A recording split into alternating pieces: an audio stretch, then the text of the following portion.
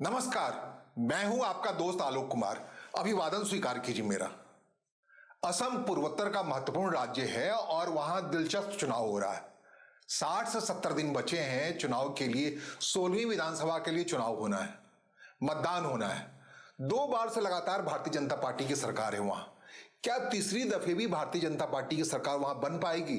ये एक जटिल सवाल है, जवाब आसान नहीं है। दिल्ली में बैठ के या अन्य प्रदेशों में बैठ के आप सोच सकते हैं कि क्यों नहीं जीत लेगी। हेमंत बिस्वा शर्मा वहां के मुख्यमंत्री हैं, तिलस्मी व्यक्ति हैं, आसानी से जीत लेंगे। लेकिन धरातल की स्थिति बताओ, जमीनी हालत बताओ, वहां की 40% मुस्लिम आबादी है। मुस्लिम आबादी को छका करके 2 दफे से भारतीय जनता पार्टी पावर में आ जा रही है। भारतीय जनता पार्टी के नेतृत्व में एनडीए के विधानसभा के अंदर 75 विधायक हैं, 126 सदस्यीय विधानसभा है और पूरे प्रदेश की आबादी 40% मुसलमानों की है। हेमंत बिस्वा शर्मा कहते हैं और बस 10% और बढ़ गया तो इसका विलय हो जाएगा, बांग्लादेश में डिमांड आ जाएगा। जो जमीनी हालात इस कदर है, यही 40% आबादी के खिलाफ 60% आबादी को गोलबंद करके भारतीय जनता पार्टी या एनडीए कहे दाएं बाएं करके सरकार बना ले रही। 75 एनडीए की विधायक हैं, जैसा कि हमने कहा विधानसभा के अंदर में, और कांग्रेस पार्टी मोर्चाबंद रहती है। वहां के खासकर असमी मुसलमानों की एक बड़ी पार्टी है, बदरुद्दीन अजमल उनके नेता है, AIUDF। उस पार्टी की एक खासियत है कि जब साल वो बनी, मतलब 2016 में उसने तिलस्म दिखा दिया, विधानसभा के अंदर बड़ी मेजोरिटी में आ गई। पिछली दफे अलायंस करने के बाद भी वो जादू नहीं चल पाया बदरुद्दीन अजमल का। इसकी एक वजह है, बदरुद्दीन अजमल असमी मुसलमानों के नेता हैं और घुसपैठिए बड़ी संख्या में, यानी बांग्लादेशी मूल के मुसलमान उनको वोट नहीं करते, उनसे अलग अपने आइडेंटिटी रखते हैं। यही एक महत्वपूर्ण गैप है जिसकी वजह से भारतीय जनता पार्टी की वहां सरकार बन पाती है। भारतीय जनता पार्टी इस चुनाव को अभी कितनी गंभीरता से ले रही है उसको समझना पड़ेगा। नए राष्ट्रीय अध्यक्ष बने हैं नितिन नवीन। उन्होंने अपनी पहली रैली या श्री गणेश रैली की असम में जाकर किया है। वहां के कायस्थ जाति से आते हैं, बिहार कायस्थ जाति से आते हैं, कायस्थों की खास आबादी।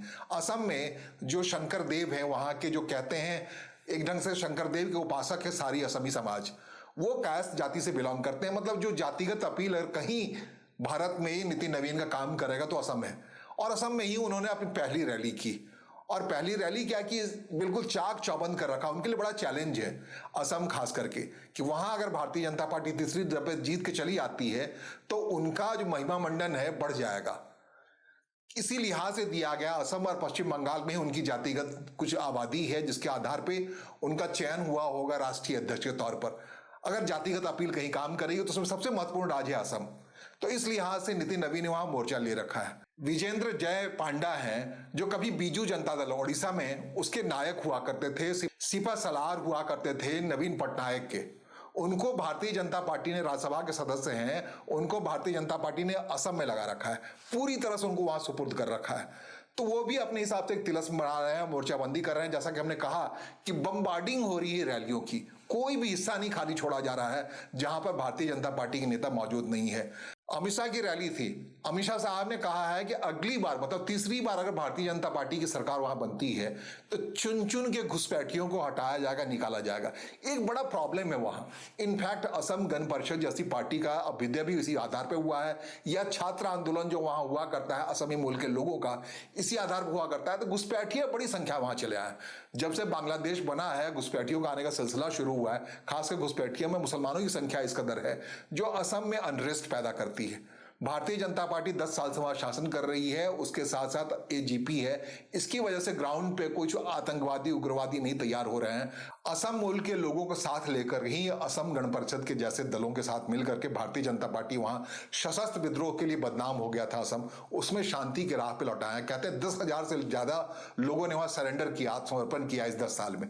तो अपने हिसाब से, लेकिन आबादी खतरनाक मोड़ पे, आपको जैसा कि हमने बताया, वो काफी हद तक सूट करती है कांग्रेस पार्टी को। गौरव गोगोई को कांग्रेस पार्टी ने प्रदेश अध्यक्ष बनाया है, एन मौके पर बनाया है।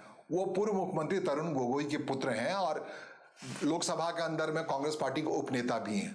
उनको मोर्चे पर लगा रखा है इस बार कांग्रेस पार्टी ने, उस गेम को पलटने के लिए जो लगातार 2 बार से भारतीय जनता पार्टी वहां सरकार बना रही है, तीसरी बार नहीं बना पाए।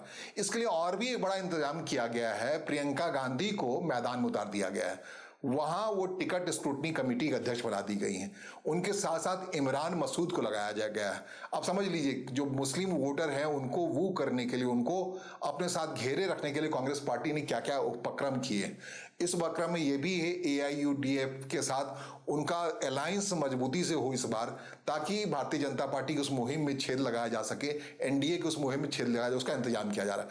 कह रहे हैं प्रियंका गांधी को इसलिए वहां प्रभावी तौर पर उतारा गया है, और प्रियंका गांधी के लिए लिटमस टेस्ट है, उनमें नेतृत्व गुण क्या है, उनमें स्कैनिंग पावर क्या है। अगर असम जीत लेती है कांग्रेस पार्टी, या फिर भारतीय जनता पार्टी को सरकार बनाने से वहां रोक देती है, तो अचानक से प्रियंका गांधी का अभ्युदय हो जाएगा केंद्र की राजनीति में, अपने भाई से काफी बड़ी दिखेंगी। कांग्रेस की राजनीति में भाई बहनों के रिवलरी के बारे में बता दूं, प्रतिद्वंद्विता के बारे में बता दूं, वो बिलोंग करती है, केरल से सांसद है, वायनाड से सांसद है।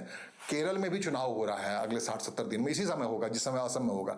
तो केरल में उनको सक्रिय रखने के बजाय असम में उनको भेजा गया है पर्यवेक्षक बना करके, या पर्यवेक्षक जो टिकट स्क्रूटनी कमेटी उसका अध्यक्ष बना करके। उनके साथ साथ इमरान मसूद को लगाया गया है। मोर्चे पर है प्रियंका गांधी की, जाहिर तौर पर बड़ी रैलियां होनी है, और पूरा अगर असम में अगर जीत लेती हैं वो, तो एक हिसाब से बहुत माइलेज पे आ जाएंगी। फिर वो शिकायत वाली बात नहीं रहेगी कि चुनाव जब असम में भी था और केरल में भी था, तो केरल में नहीं लगा के असम में क्यों लगाया गया इनको, प्रियंका गांधी को। तो ये अंदर रेवलरी बात है, और इस लिहाज से बहुत महत्वपूर्ण है ये चुनाव।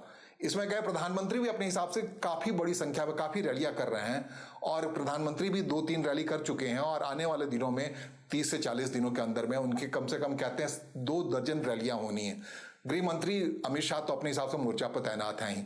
ये परीक्षा है नए अध्यक्ष नितिन नवीन का भी, वो अपनी वो टीम जो सिक्किम में उन्होंने काम किया था, वो पूरी टीम को वहां ले आए हैं उठा करके। विजेंद्र पांडा अपने हिसाब से मोर्चे पर हैं। भारतीय जनता पार्टी एक अलग हिसाब से वहां चुनाव लड़ती है। वहां पर असम गण परिषद को वेल ट्यून रखी हुई है, जो असम अस्मिता की बात करती है। इसके अलावा बोडो संगठन एक दल है जिसके साथ वो अलायंस कर रहे हैं। बोडो वैली के अंदर में अपने हिसाब से बराक वैली में जो स्थिति है उसको अपने हिसाब से मोड़े रखने के लिए कहते हैं, बराक वैली में ही मुसलमानों का सबसे ज्यादा विरोध होता है। वहां अगर मजबूती के साथ भारतीय जनता पार्टी के साथ लोग हैं, तो इसका पूरे असम में इसका अंतर पड़ता है। बराक वैली के लिए इसके अलग अलग इंतजाम करना पड़ता है, पर्वतीय प्रदेश बना के उसको शासी इलाका बनाने का बड़ा डिमांड है, जिसमें 2 बार सरकार बनाने के बावजूद भारतीय जनता पार्टी बोडो जनता की कितनी इच्छा को पूरी कर पाई नहीं कर पाई, इसका भी टेस्ट है ये। असम में घुसपैठ का मसला बहुत महत्वपूर्ण है। वहीं पे NRC और CAA का मसला ज्यादा उठा था, आपको याद होगा, और वहीं को निशाना बना करके अमित शाह ने पूरा NRC या CAA का जो प्रबंध किया था, समान नागरिक आचार संहिता लाने की बात है, वहीं पे ये बात हो रही है, क्योंकि घुसपैठ समस्या है पूरे प्रदेश की, और उसको ठीक से एड्रेस करने की कोशिश कर रही है भारतीय जनता पार्टी। वहां के मुख्यमंत्री तिलस्मी हैं, हेमंत बिश्व शर्मा, कांग्रेस से आए हैं, कांग्रेस के तमाम लू फॉल्स को जानते हैं। उन्होंने ऐन चुनाव से पहले कहा है कि भारतीय जनता पार्टी को चाहिए कि 22-23 सीटें तो चुनाव लड़े ही नहीं, जो 22-23 सीटें हैं बिल्कुल सघन मुस्लिम आबादी वाले सीटें हैं, कहीं 60% मुस्लिम आबादी, कहीं 70% करीमगंज के इलाके में है, वहां पर लड़ना ही नहीं चाहिए, क्योंकि मुस्लिम वोटर देते ही नहीं वोट, तो क्यों लड़े वहां चुनाव। तो कहते हैं कि 126 सदस्यीय विधानसभा में से सिर्फ 100 सीटें ऐसी हैं जहां कंसंट्रेट करना चाहती है भारतीय जनता पार्टी और स्ट्राइक रेट बढ़ाना चाहती है। पिछले दफे जैसा कहा 60 सीटें भारतीय जनता पार्टी के पास थी, और पूरी NDA को मिलाया तो 75 सीटें हैं, जिसके नेता हैं हेमंत बिश्व शर्मा सदन के अंदर में। और कांग्रेस पार्टी बहुत पीछे छूट गई थी, पिछले दफे 26 सीटें लाई थी। इस बार कांग्रेस पार्टी अपने हिसाब से अलाइन करना चाह रही है, बदरुद्दीन से अलायंस के तहत वो चाह रही है मुस्लिम वोटों का बिखराव नहीं हो। कैसे कांग्रेस पार्टी रोक पाए भारतीय जनता पार्टी को तीसरी दफे बढ़ने से, इसमें बहुत महत्वपूर्ण रोल है गौरव गोगोई का। गौरव गोगोई भी अपने हिसाब से पारंगत है काफी हद तक, लेकिन चुनाव से एन पहले गौरव गोगोई की पत्नी को लेकर बड़े मसले को उठाए जा रहे हैं। खासकर हेमंत बिश्व शर्मा उनकी पत्नी के पाकिस्तान कनेक्शन की बात को लेकर के जोर शोर से उठा रहे हैं। उनकी पूरी कोशिश है कि कांग्रेस की तरफ जो भी हिंदू मतदाता है जाने के बजाय बिल्कुल पूरी तरह कंसंट्रेट कर जाए, 60% वोट और 40% वोट की लड़ाई को बिल्कुल स्पष्ट तरीके से आंका जाए, उसमें दिखाया जाए जैसे पिछली दफे 2 बार से भारतीय जनता पार्टी वहां जीत के आ रही है, ठीक उसी फार्मूले पे इस बार भारतीय जनता पार्टी वहां आगे बढ़ रही है। इसके लिए हेमंत बिश्व शर्मा की मदद के लिए वहां नितिन नवीन मौजूद हैं, विजेंद्र पांड्या मौजूद हैं, उसके रह करके अमित शाह वहां पहुंच जा रहे हैं गृह मंत्री के तौर पे, और प्रधानमंत्री कहने ही क्या, आखिरी मोमेंट पर उनकी सभाएं काफी हद तक मोड़ देती है।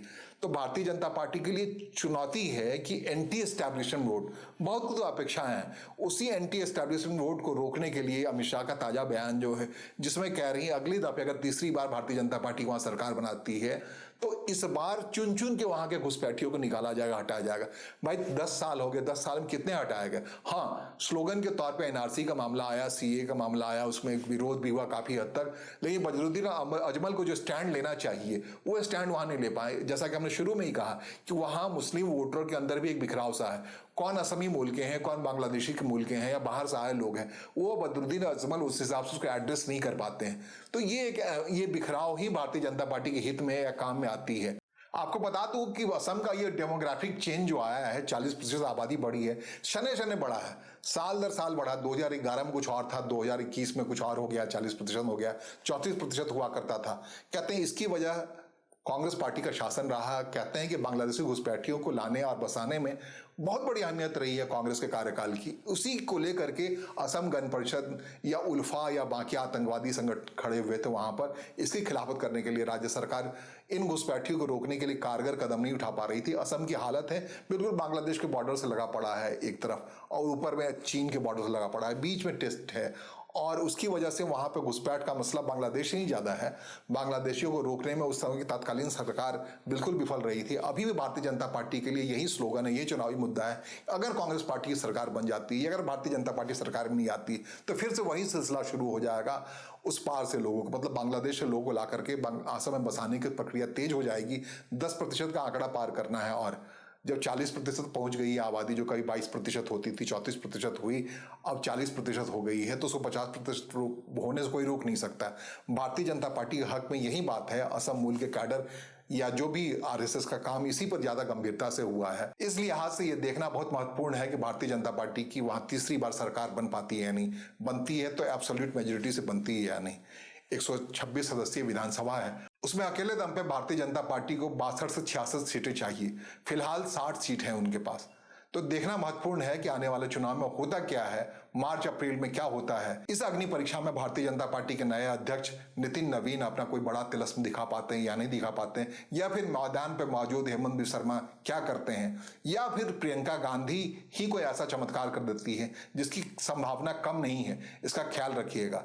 गौरव गोगोई के साथ मिलकर के ऐसा कोई काम हो जाता है, वहां भारतीय जनता पार्टी को सत्ता में आने से रोक दिया जाता है, सरकार में तरुण गोगोई के बेटे गौरव गोगोई को मुख्यमंत्री बनने का मौका मिल जाता है, तो बहुत कुछ प्रियंका गांधी के भविष्य की राजनीति के लिए महत्वपूर्ण हो जाएगा। फिलहाल मेरे साथ जुड़े रहने के लिए आपका आभार, नमस्कार, धन्यवाद।